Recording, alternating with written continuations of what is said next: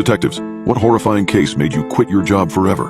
In all my years working as a detective, I've never worked on a more disturbing case than this. It all started when my partner Conley and I were called in to investigate an attack on a beach volleyball tournament on the city's largest beach. There was a national tournament with over 300 teams playing on 50 courts over the course of the weekend. During one morning's warm-ups before the first game on the first day, one ear-piercing scream turned into 2 screams, which quickly turned into 100 screams.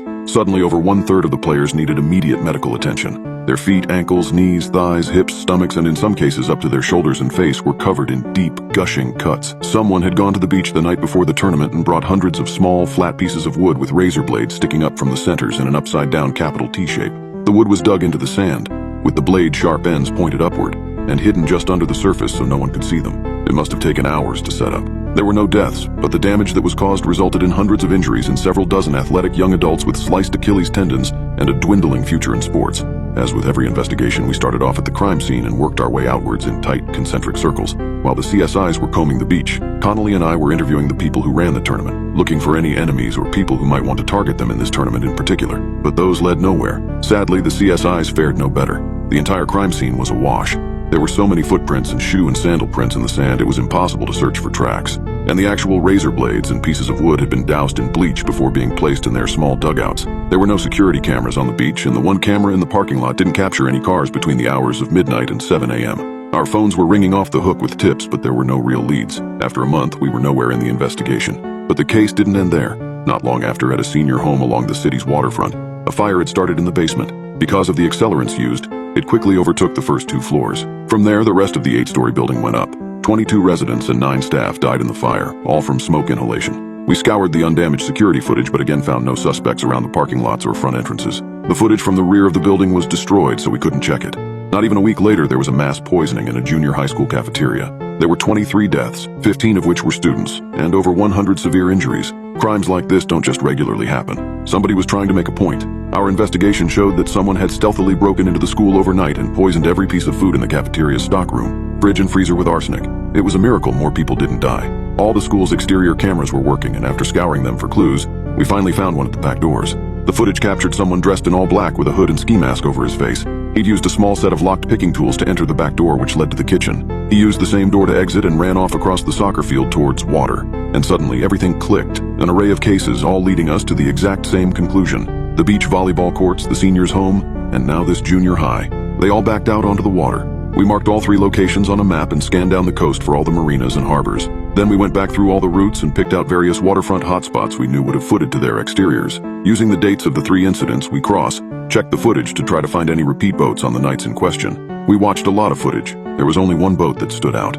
A large, older black speedboat was being driven by a lone individual we couldn't make out the details of. A red light glowed from inside the cabin. Connolly and I got pictures of the boat printed and went back to check the marinas and harbors. None of the docks we went to had seen the particular boat or our records of it, which made us think it was docking at a private residence. I spoke to one of my friends in narcotics named Waco, and he brought up the substance boats that had been populating the cove near the last dock we visited.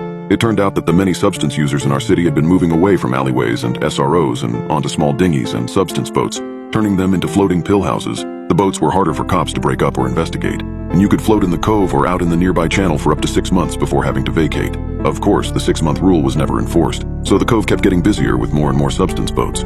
Waco offered to help. He went in one night and made his way around the 30 or so boats which were loosely tied together. Waco found our black boat. He learned the owner was a guy people call Red. He was a dealer and let people use and pass out aboard his boat afterwards. The next night, Waco went back and we followed from a distance with the Coast Guard. We had Waco wired so we could hear everything on board. His plan was to get on with a few others to buy and use some substance, then pass out. He would fake the shooting up part and pretend to fall asleep. Connolly and I listened in, hearing the details of the casual conversations going on with the other users as they bought and started prep. Soon enough, all the voices went quiet, including Waco's. A rough, agitated voice called out, asking if anyone was awake. There was no response. The voice, belonging to Red, laughed and said good. We heard some shuffling, then the engine on the boat revved into gear. The boat peeled out, leaving the cove behind. Waco had a GPS tracker in his shoe, so Connolly and I watched the boat on monitors and headed out to sea. We followed from a distance. The Coast Guard's lights all turned off and went completely stealth. Connolly and I continued listening in. After several minutes, the engine died down. There were sounds of chains rustling, then clanking together. Waco's voice came over the mic in a hushed and frantic whisper. He's chaining us together. There's an anvil on one end. Our captain flipped the lights and sirens on, and the boat gunned it towards the blip on our radar. Over the mic, we heard Red notice the sirens. He started to panic, and from what Waco told us was about to toss the anvil over the side. But Waco was now up and ready to fight. He pulled the same chain that was attached to the anvil, hitting Red from behind and knocking him to his knees. A fight on the boat ensued, and Waco put him in a chokehold. The boat arrived just as Waco managed to subdue Red. When we jumped on the boat, we found them panting heavily, grappling on the deck, the anvil perilously close to the edge. As we handcuffed Red and helped Waco up, I couldn't help but stare at the monster we had caught. This was the man who had caused such monstrous atrocities, but there was something unnerving about him. His face was oddly familiar, and then it hit me. Red was one of our own, a forensic specialist from our department. His real name was Robert, the same man who'd combed the beach, the same man who'd analyzed the burned-down senior home, the same man who'd gone over the school's security footage. He was the insider, helping us solve the crime scene himself, committed, leading us on a wild goose chase while staying safely under the radar. I was answered by silence as he continued to look out into the horizon while calmly put the handcuffs on. But as we started to take him into custody, a maniacal grin stretched across his face. Suddenly, Red lunged forward, knocking Waco into Conley and me, sending us sprawling. With a swift movement, he threw himself over the edge of the boat, the chained anvil following him into the dark depths below. The sea swallowed him, the man who was a friend, a colleague, and a ruthless killer before we could even react. And just like that, he was gone. But the most unnerving part, when we later brought our search team, his body was nowhere to be found on the ocean floor.